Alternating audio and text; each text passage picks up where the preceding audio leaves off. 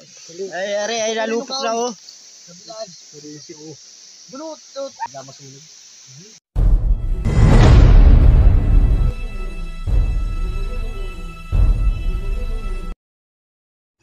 Ayan na guys, magandang araw. At so nandito na kami sa Bilunga ng barangay ng Ilaya ng Buwak. So yun nga guys, sobrang init. Ngayon lang po kami nakapunta dito. At yan yung mga kasama ko. So yun nga guys, at kasama namin si Tabyo ng Vlogs. At ayan. At so may hirap ng daan. Tapos ito na yung mga, nandito na kami sa taas.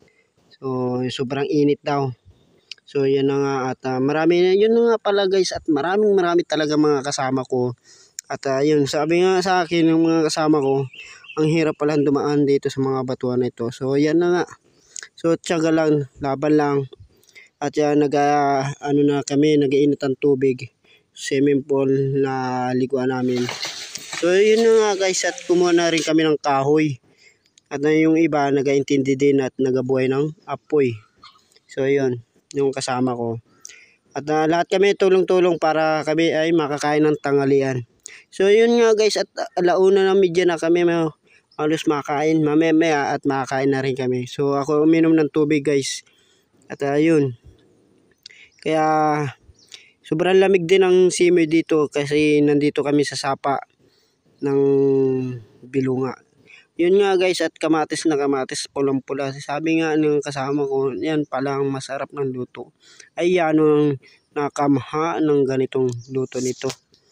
Yun nga, kaya yung napagtadtad namin ay nando sa kaldero ng takip. Yun nga guys, at may kamatis at yung iba nagaluto na rin ng sinaing. Yung pala sinaing na linabon. Yun na. Yun nga guys, at shout out po pala sa mga kasama ko, masisipag pala. So yan na nga guys, at malapit na rin palang maluto at yung nagakudkud na rin pala ng niyog, agataan.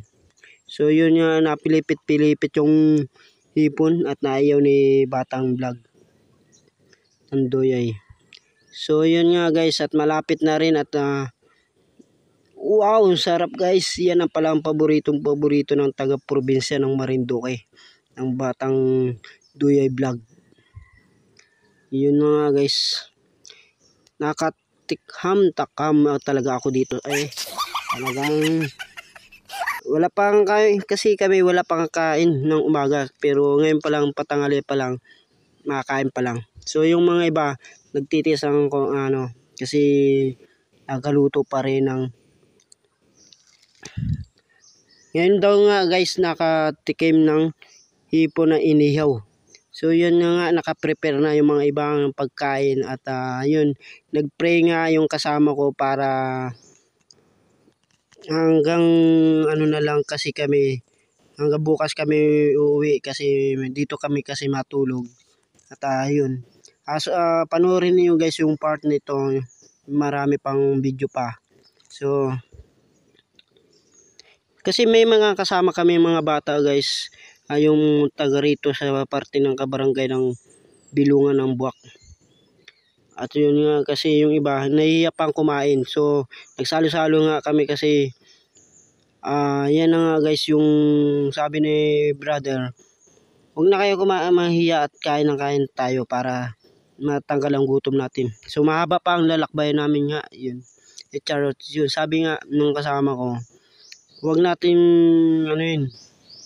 sulitin natin ang ating gala. At so yun na guys, tuloy-tuloy kaming kumain habang